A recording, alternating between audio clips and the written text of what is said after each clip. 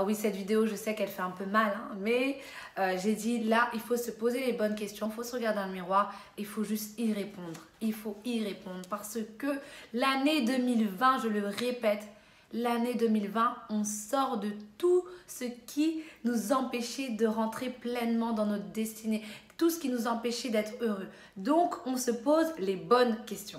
Un petit coucou à tous, j'espère que vous allez bien. Je vous fais cette vidéo parce que j'ai remarqué moi-même, la première, qu'il y a des sujets, des fois, on évite de les aborder ou on les esquive un petit peu. Pourquoi? Parce que c'est des sujets qui nous font mal et quelque part, on n'a pas envie de faire une introspection. Mais maintenant, aujourd'hui, j'ai vraiment envie qu'on se pose les bonnes questions pour aller de l'avant. Donc, je vais vous énumérer une liste de questions et je vais vraiment vous regarder en vous-même et vous donner la vraie réponse. Pas une réponse que vous allez vous inventer pour vous rassurer et qui n'est pas vraie, mais la vraie réponse. D'accord? Donc, la première question, c'est est-ce que j'arrive à être heureuse seule? Oui. Est-ce que quand je suis célibataire, j'arrive à être heureuse, totalement épanouie? Ou si je suis en couple, lorsque mon partenaire il est loin de moi, est-ce que j'arrive véritablement à être épanouie? La deuxième question, c'est est-ce que je donne trop d'amour et ensuite je suis frustrée de ne pas suffisamment recevoir? Parce que si je ressens de la frustration de ne pas suffisamment recevoir de l'amour, c'est quelque part que lorsque je pose un acte, mon acte n'est pas désintéressé. J'ai un intérêt et ça, ce n'est pas bon. Parce qu'on le verra dans d'autres vidéos que l'amour, c'est le fait de donner et non pas de recevoir. Donc la deuxième question, c'est est-ce que je suis frustrée de trop donner d'amour et de ne pas recevoir en échange? Parce que ça, c'est un signe révélateur de quelque chose qui ne va pas. Est-ce que je dépends de mon partenaire? Tout simplement. Est-ce que je dépends de mon partenaire émotionnellement, affectivement, financièrement? Voilà. Et si j'ai pas de partenaire, est-ce que je dépends de mes amis? Est-ce que je dépends de quelqu'un en tout cas? C'est ça la question. Est-ce que lorsque je suis en relation, ou même des fois en dehors de relations, je vais avoir des attentes disproportionnées envers le sexe opposé? Si oui, encore une fois, c'est qu'il y a un problème et il faut travailler dessus. Est-ce que j'attends que mon partenaire me rende heureuse ou si je ne suis pas en couple, est-ce que j'attends que mon futur partenaire vienne me rendre heureuse ou heureux? Si c'est le cas, encore une fois, il y a un problème, le système de pensée n'est pas renouvelé.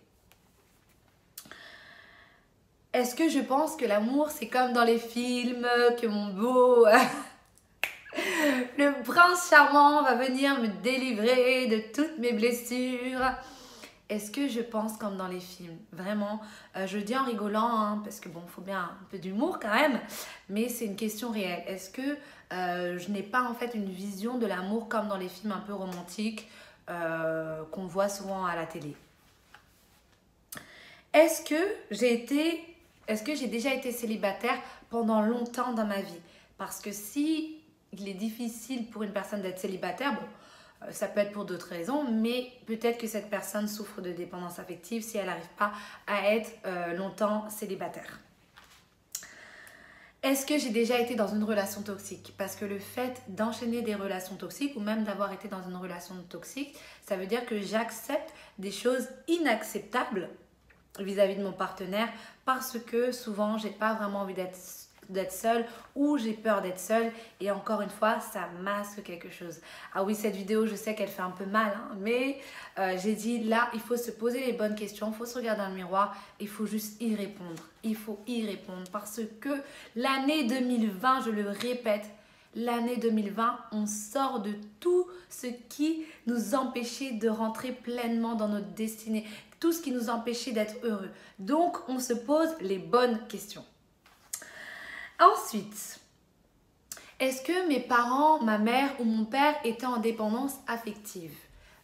Donc, est-ce que j'ai vu des relations un peu de codépendance ou des relations toxiques autour de moi et j'ai grandi dans ça? Parce que si j'ai grandi dans ça, il est probable que je puisse répéter les mêmes schémas. Donc ça, c'est un point vraiment à regarder en profondeur. est-ce que j'ai d'autres objectifs dans ma vie à part être en relation ou me marier? Parce que si le seul but de ma vie, c'est d'être en relation, d'être en couple, c'est que là, il y a un problème. Parce que Dieu ne nous a pas créés pour juste être la femme de. Nous aussi, en fait, on doit avoir notre propre mission. On doit avoir, en fait, nos propres buts, nos propres intérêts. Parce qu'on a aussi notre mission. Donc, il est important de savoir, est-ce que je n'ai pas que ça comme intérêt d'être en relation et de me marier parce que ça masque quelque chose. Et pour finir, la dernière question, c'est est-ce que je connais mon identité? Est-ce que je me connais? Donc, ça rejoint un peu ce que j'ai dit. Quel est le but de ce pourquoi je suis sur la terre? Quelle est ma mission? Quelle est ma destinée? Est-ce que je connais mon identité?